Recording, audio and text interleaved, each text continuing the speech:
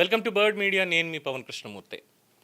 ఊరికే బొద్దింకలు అంటున్నాను ఏమనుకోకండి. ఇంగ్లీష్లో కాక్రోచెస్ అంటారు, తెలుగులో బొద్దింకలు అనాలి కాబట్టి బొద్దింకని అంటున్నాం. అంటే తెలుగులోకి అనువదిస్తే బొద్దింక జనతా పార్టీ అనేది వస్తుంది కాబట్టి పేరు సీజేపీకి. సో వాళ్ళతోటే ప్రకాష్ రాజ్ ఉన్నారనేటువంటి ఉద్దేశంతో ఆ మాట పడడం జరిగింది. సరే, ఈ పాయింట్ ఏంటంటే ధర్మస్థల వివాదం అందరికీ తెలిసిందే.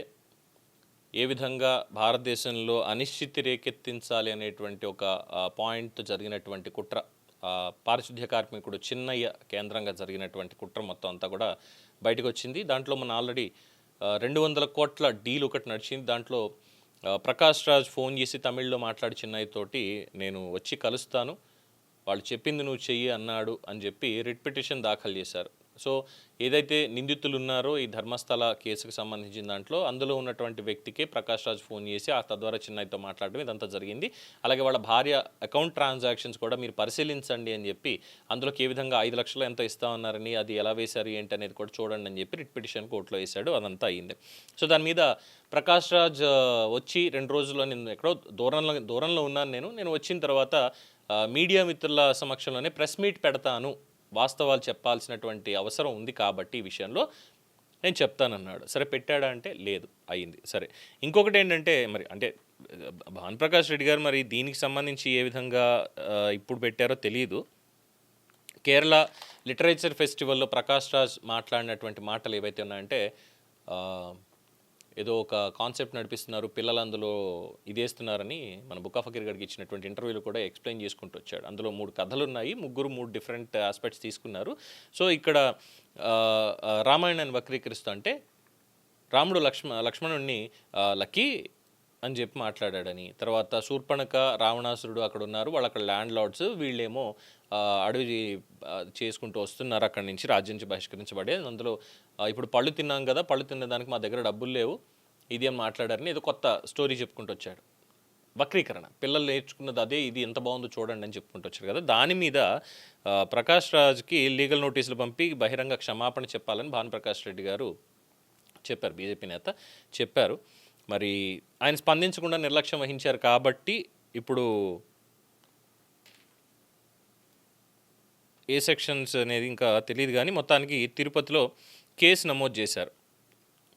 4వ అదనపు జిల్లా జడ్జి కోర్టుని ఆశ్రయించి ఈ అవమానకరమైనటువంటి వ్యాఖ్యలు చేశారు అని చెప్పి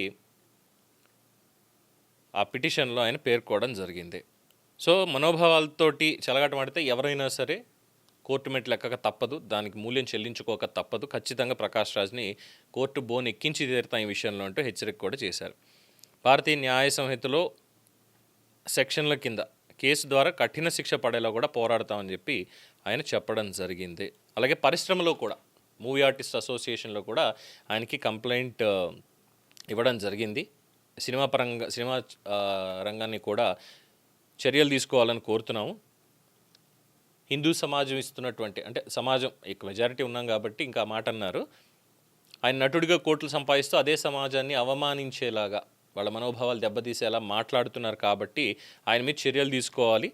తెలుగు చలనచిత్ర నటీనటుల సంఘంతో పాటుగా సౌత్ ఇండియన్ ఫిల్మ్ ఛాంబర్స్కి అధికారికంగా ఫిర్యాదు చేసి ఆయన సినిమాల్ని బహిష్కరించేలా ఒత్తిడి తెస్తామంటూ కూడా ఆయన పేర్కోవడం జరిగింది. సో ఈ 2 కేసులు ఆయనకి ఇప్పుడు నమోదు అవ్వబోతున్నాయి. ఒకటి ధర్మస్థలకు సంబంధించి ప్రెస్ మీట్ అయితే పెట్టలేదు, అండ్ ఇక్కడ భానుప్రకాష్ రెడ్డి గారు దీని మీద అంటే ఆయనకి క్షమాపణ చెప్పాలి బహిరంగంగా అని చెప్పి నోటీసులు పంపించారు లీగల్గా, ఇప్పటికీ స్పందించలేదు కాబట్టి ఇది ఫర్దర్ యాక్షన్ అనమాట. సో ఈ రెండింటి ఒత్తిడితోటి సరే బయటికి వచ్చి కనీసం ముందు ఆ ధర్మస్థల ఇష్యూలో నేను ఎందుకు వచ్చాను, నా పేరు ఎందుకు వచ్చింది అన్నది చెప్తాడేమో అనుకుంటే తీరిగ్గా మనోడు ఈ బొద్దింకల పార్టీకి వెళ్ళాడు. బొద్దింకల పార్టీకి వెళ్ళి మేము క్వశ్చన్ చేస్తాం ఇచ్చేస్తాం అంటూ గొంతేసుకుని మాట్లాడాడు. బట్ ఆ మైక్ ఎందుకు పనిచేయలేదు అనుకోండి, అది వేరే విషయం. అక్కడ బొద్దింకలతో బిజీగా ఉన్నాడు. అంటే ఒక ఎలిబి ఒక ప్రొటెక్షన్ అనేది ఏర్పాటు చేసుకుందామని ఆయన ఫీలింగ్ అనుకుంటా. సో మొత్తానికి ప్రకాష్ రాజ్కి అయితే కాస్త టఫ్ టైం అని చెప్పుకోవాలి ఈ విషయంలో. ఏమంటారు? దీని మీద మీ అభిప్రాయం తెలియచేయండి. చూస్తూనే ఉండండి ది బర్డ్ మీడియా.